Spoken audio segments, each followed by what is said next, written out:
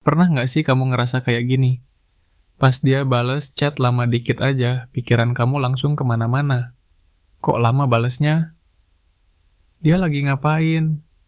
Jangan-jangan dia udah bosen sama aku. Padahal bisa jadi dia cuman lagi mandi, atau lagi makan, atau lagi capek dan butuh waktu sendiri. Tapi di kepala kamu, semua jadi skenario horor. Kamu buka chat berkali-kali. Cek last seen, cek story, cek online atau enggak. Habis itu, kamu nyalahin diri sendiri. Apa aku kurang menarik? Apa aku terlalu clingy? Apa aku bikin dia ilfeel? Kalau kamu pernah ngerasain ini, video ini buat kamu. Karena besar kemungkinan, kamu punya pola yang namanya anxious attachment. Anxious attachment itu bukan berarti kamu lebay. Bukan berarti kamu drama. Bukan berarti kamu cengeng.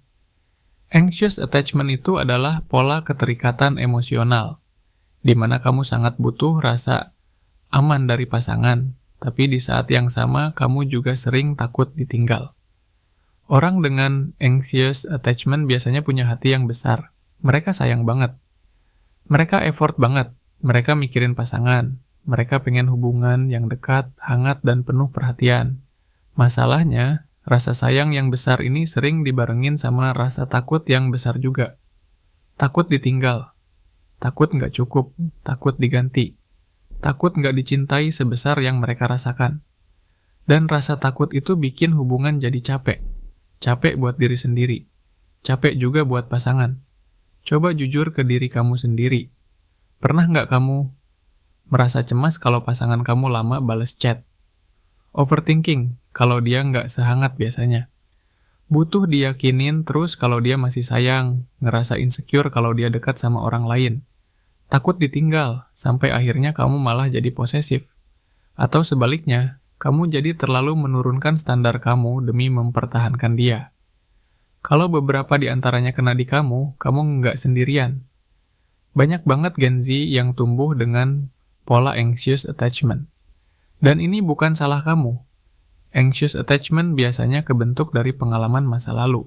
Bisa dari pola asuh orang tua yang nggak konsisten. Kadang sayang banget, kadang dingin banget. Kadang perhatian, kadang cuek, atau pengalaman hubungan yang bikin trauma.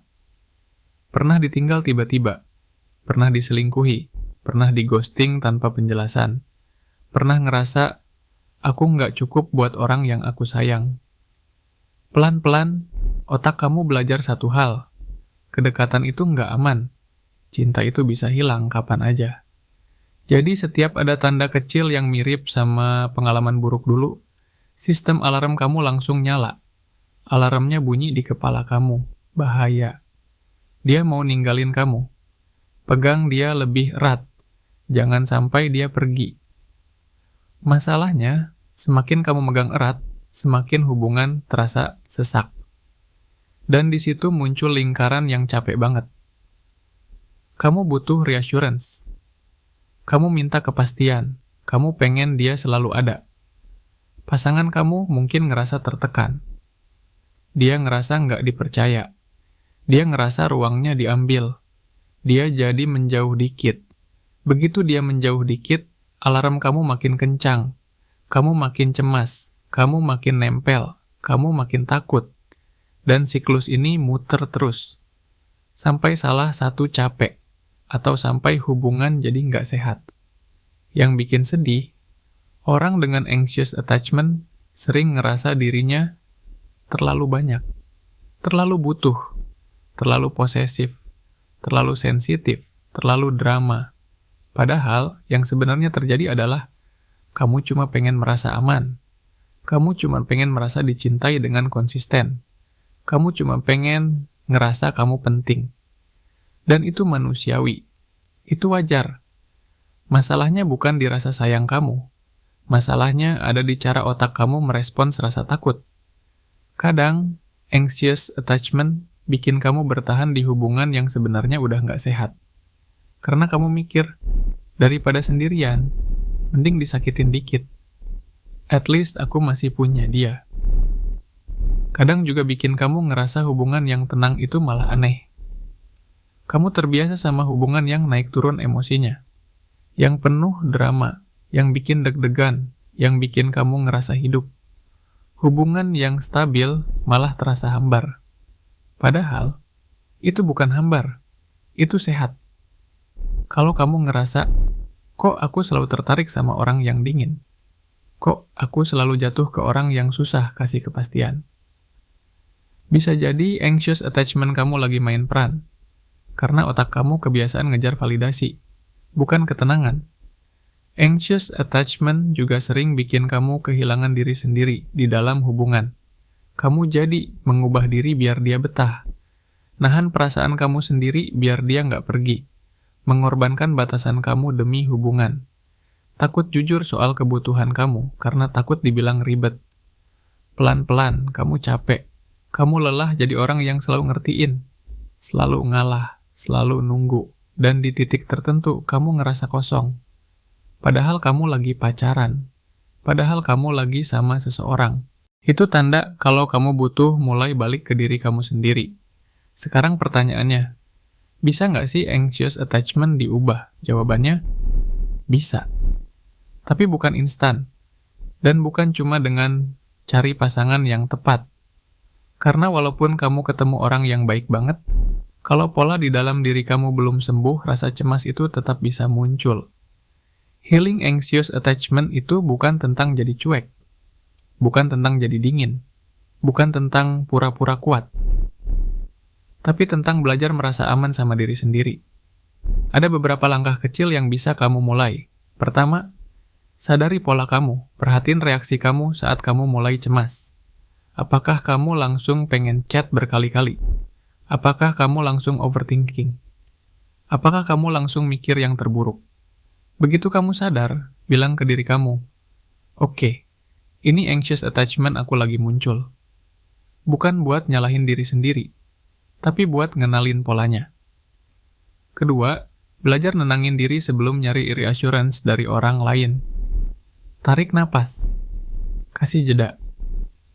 Tanya ke diri kamu, bukti nyatanya apa kalau dia beneran mau ninggalin aku? Ini fakta, atau cuma ketakutan aku? Kadang, yang kamu butuhin bukan chat dari dia, tapi pelukan dari diri kamu sendiri. Ketiga, bangun hidup kamu di luar hubungan. Punya teman, punya hobi, punya mimpi, punya dunia sendiri. Semakin dunia kamu cuma muter di satu orang, semakin besar rasa takut kehilangan itu.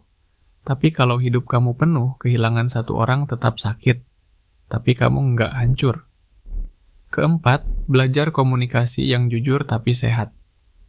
Bukan nuntut, bukan nyerang, tapi ngungkapin perasaan kamu dengan tenang. Misalnya, aku ngerasa cemas kalau kamu ngilang lama tanpa kabar. Aku bukan mau ngontrol, aku cuma pengen ngerasa aman. Orang yang dewasa secara emosional akan dengerin. Kalau pasangan kamu selalu ngeremehin perasaan kamu, itu juga tanda buat kamu evaluasi hubungan kamu. Kelima, kalau bisa, mulai refleksi ke akar masalah. Tanya ke diri kamu, kenapa aku takut ditinggal? Pengalaman apa yang bikin aku ngerasa cinta itu nggak aman? Kalau kamu punya akses ke terapi atau konseling, itu bagus banget. Bukan karena kamu rusak, tapi karena kamu pengen sembuh. Satu hal penting, punya anxious attachment bukan kutukan. Ini cuma pola, dan pola bisa diubah. Kamu bukan lebay, kamu bukan drama queen atau drama king. Kamu cuma seseorang yang belajar mencintai dengan cara yang kamu tahu selama ini. Dan sekarang, kamu lagi belajar cara yang lebih sehat. Ingat ini baik-baik. Kamu pantas dicintai tanpa harus merasa ketakutan terus. Kamu pantas tenang dalam hubungan. Kamu pantas merasa aman tanpa harus memohon. Hubungan yang sehat itu bukan yang bikin kamu deg-degan karena takut ditinggal, tapi yang bikin kamu tenang karena tahu kamu nggak sendirian, dan kalaupun suatu hari ditinggal, kamu tetap punya diri kamu sendiri. Kalau kamu ngerasa video ini nyentuh kamu nggak sendirian. Banyak orang lagi belajar hal yang sama. Dan kamu lagi ada di proses yang penting. Pelan-pelan aja, nggak perlu sempurna. Yang penting kamu sadar, dan kamu mau bertumbuh.